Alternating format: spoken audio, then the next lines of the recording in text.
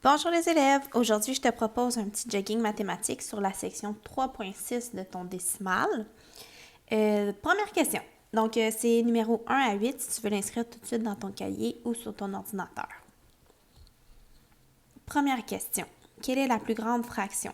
3/4 ou 6/8?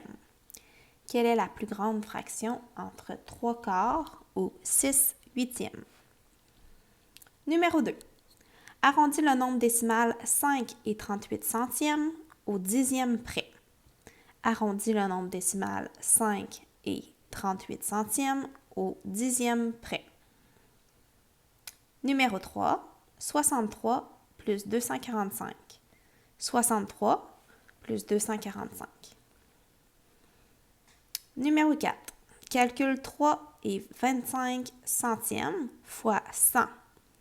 Calcule 3 et 25 centièmes fois 100. Le nombre, numéro 5, pardon. Numéro 5, oui. Le nombre 265 est-il divisible par 3? Le nombre 265 est-il divisible par 3? Numéro 6. Calcule 32 dizaines fois 3.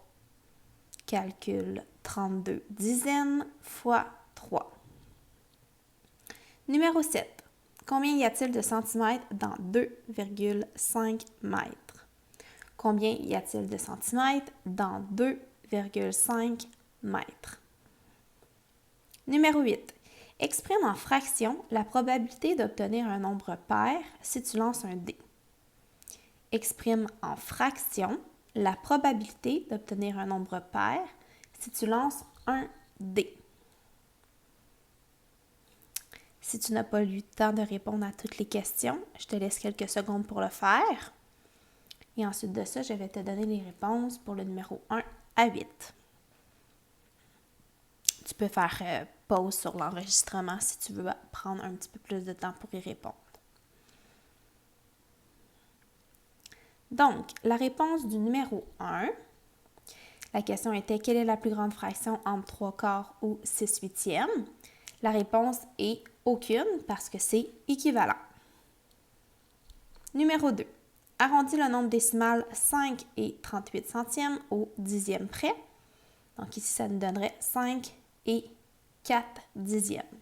Étant donné que le 8 à la position des centièmes, il faut regarder à droite, c'est plus grand que 5, donc je vais venir en rajouter 1 au 3, ce qui nous donne 5 et 4 dixièmes. Numéro 3. Calcule 63 plus 245. Ça nous donnait 308.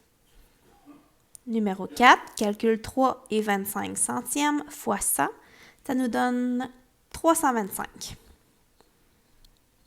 Numéro 5. Le nombre 265 est-il divisible par 3? Non. Je ne sais pas si tu te rappelles tes critères de divisibilité, mais pour le nombre divisible par 3, il faut faire la somme des trois chiffres ici. Puis si ce nombre-là n'est pas divisible par 3, eh bien, c'est pas divisible par 3.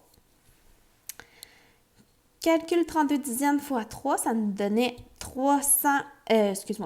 960 ou 96 dizaines. 96 dizaines, pardon. Combien y a-t-il de centimètres dans 2 et 5 mètres? Il y en a 250 centimètres. Et la dernière question, exprime en fraction la probabilité d'obtenir un nombre pair si tu lances un dé, c'est une chance sur 2, donc une demi. Tu peux te mettre un total sur 8 et me partager ton résultat par Classcraft si tu en as envie. Bonne journée!